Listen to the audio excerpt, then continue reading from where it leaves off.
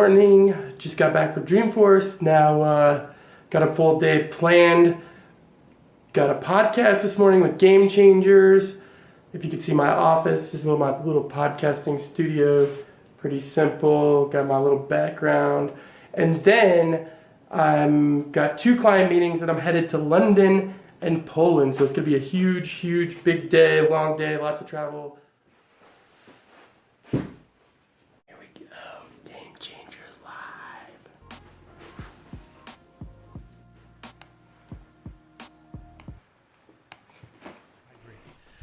What do you say we bring our guest on, man? He's been waiting. We've been waiting. You're waiting. And we're going to bring him on without further ado. He is the global head of sales execution. This is the one and only social selling expert, in my opinion. All-around great guy, Jack Kazakowski. Jack, I appreciate you, man, coming on Game Changer Salescast today. Your information is up on the screen. So if you guys are out there watching, make sure if you're not already, you're missing something because this guy shares a lot of great content. He's not just full of air. He shares some phenomenal content. Jack, man, thanks for coming on Game Changers and for hanging out with us for a few minutes. Yeah, man, thanks for having me back. Last time was fun, so I'm ready to do this again. Absolutely. Cool background, man. And what I like about you is that, you know, you're an everyday guy. I mean, you at the same time, you know your stuff, you do a great job, you execute, but then you know what? You also just are very relatable. And I want to kind of jump into something. I want to get your opinion on this because, I know by following you what your general opinion is on this, but what to those who say, okay, we're talking about social selling. Do people, in your opinion, do people really understand, really understand what social selling is? I mean, do most people that say the term, do they understand it?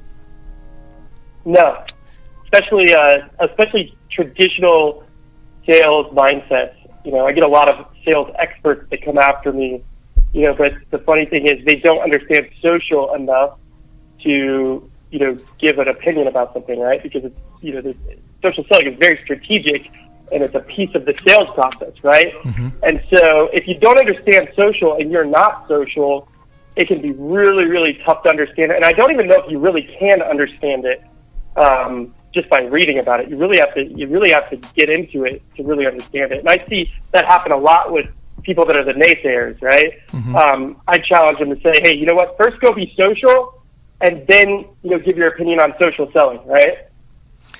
It's funny. Let me ask you this. I mean, don't you have? I mean, isn't really social selling? I mean, if you're not social, what I'm saying, and as a person, like in other words, if you suck as a person, if you're like, if you just don't know how to like relate to people, I mean, chances are you're probably not an effective salesperson, no matter what. You wouldn't have been 30.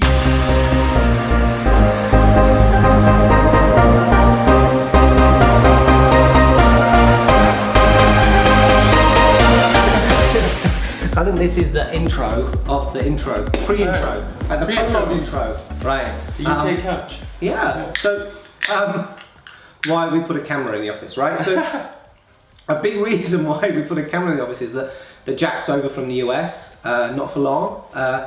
We're a small pit stop in Jack's world travels of spreading the word about social selling. KT. Hey. Your first creation experience? Walking into the office. Taxi rider today.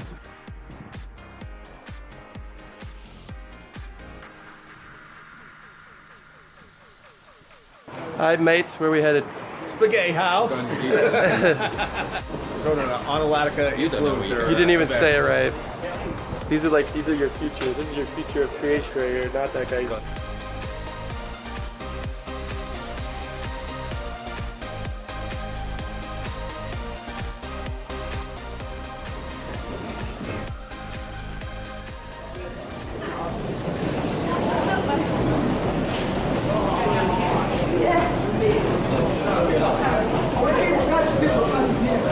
We're officially lost. Yeah, I mean, I guess you work for a big company, you're not incentivized to be an individual, you're not incentivized to have an opinion, kind of gets beaten out of you.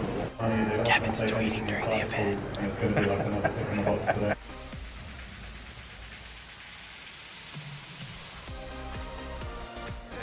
Spanish version of Jack. What's up? What's up? See the NFL in the UK, baby. Football versus football.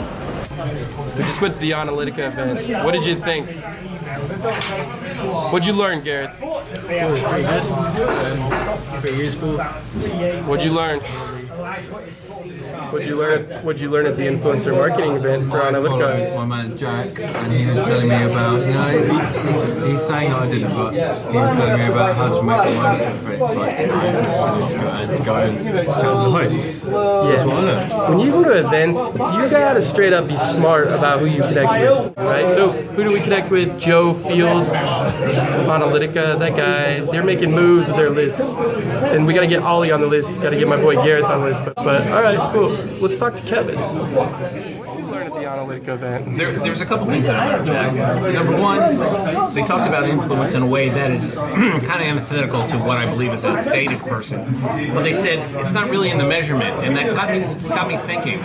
It's all in the value that you provide. Now, I know you talk about value a lot, and that's a good conversation to have, but I never thought of it in terms of influence. I always thought influence was something that could be measured, but when you talk about the intrinsic value that it provides someone, that got me thinking. And I don't really want to say this out loud, but maybe sometimes it's not all about the data. About this and ask your opinion. But one quick thing that just came up based on your comment.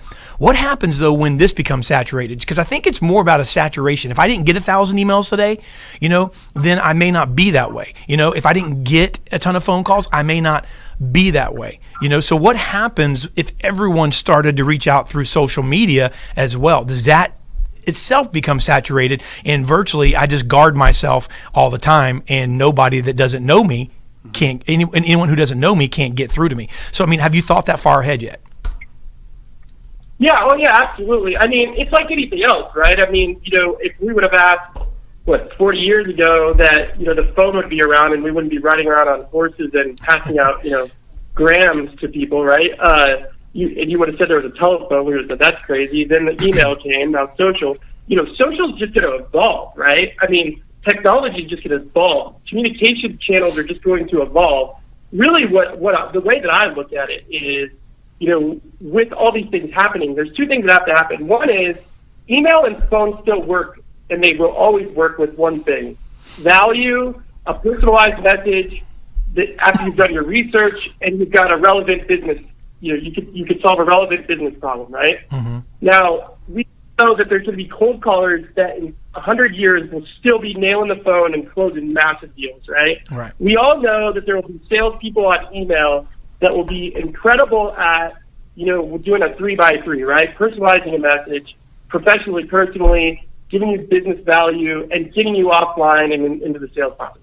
But the third piece of this is we know that social is going to evolve. So the way that I've always had success with social is to keep ahead of the curve, right? I call it sales innovation. Mm-hmm. I'm always looking for a new competitive advantage of communication to get to my buyers that nobody else is doing, right?